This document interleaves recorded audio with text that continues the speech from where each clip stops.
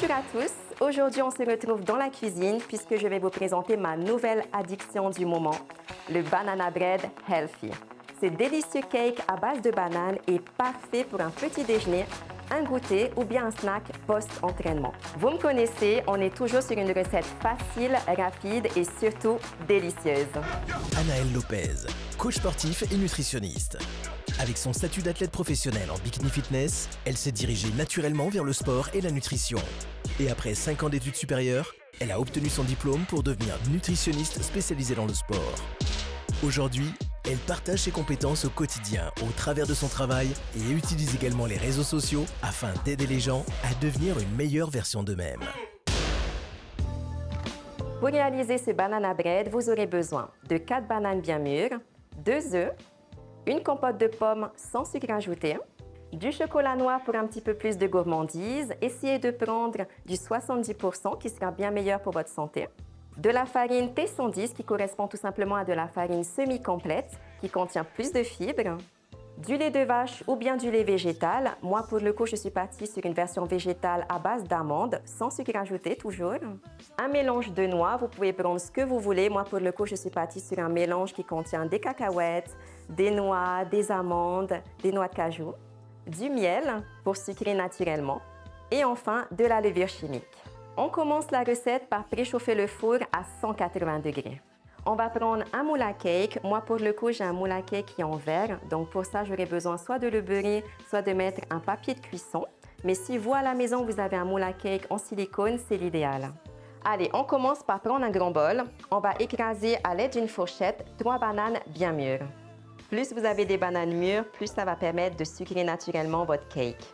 Donc, vous écrasez bien les bananes avec votre fourchette. Une fois que vous avez écrasé vos bananes, vous prenez 2 œufs entiers que vous allez casser dans le bol directement.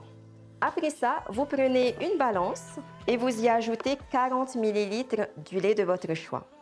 Je vais prendre ma petite compote de pommes sans sucre ajouté. On va partir sur 80 g. La compote va permettre d'apporter un petit peu d'onctuosité dans votre gâteau. Une fois qu'on a tous les ingrédients à l'intérieur, on mélange bien le tout. Maintenant, je viens ajouter la farine semi-complète. Donc pour ça, je prends ma petite balance et je viens verser 200 g. J'ajoute la levure chimique. Un sachet sera amplement suffisant. Et je viens mélanger la préparation. Et juste après, on va rajouter notre topping. Vous pouvez mettre ce que vous voulez à partir de cette étape. Moi, personnellement, je pars sur du chocolat noir pour un petit peu de gourmandise. J'adore le chocolat. Et un mélange de noix pour le côté croquant. En plus de ça, les oléagineux, donc tout ce qui est noix, cacahuètes, amandes, c'est super pour la santé. Ça apporte plein de nutriments, des bonnes sources de matières grasses, des oméga 3, des oméga 9. Donc, n'hésitez pas à en ajouter. Une fois que j'ai bien mélangé ma préparation, je vais rajouter du coup mon petit mélange d'oléagineux. J'ajoute le chocolat noir. Dernière petite chose, on va prendre du miel et on va verser à peu près une bonne cuillère à soupe.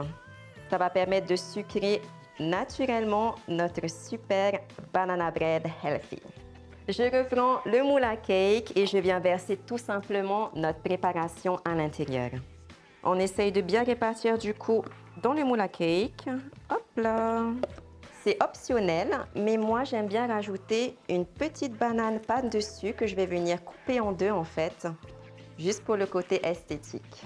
Et après vous mettez ce que vous voulez, Vous pouvez remettre un petit filet de miel, vous pouvez mettre encore un petit peu de chocolat, un petit peu de noix, c'est au choix. Moi, je reste sur ça et ça part au four du coup à 180 degrés pendant 30 minutes.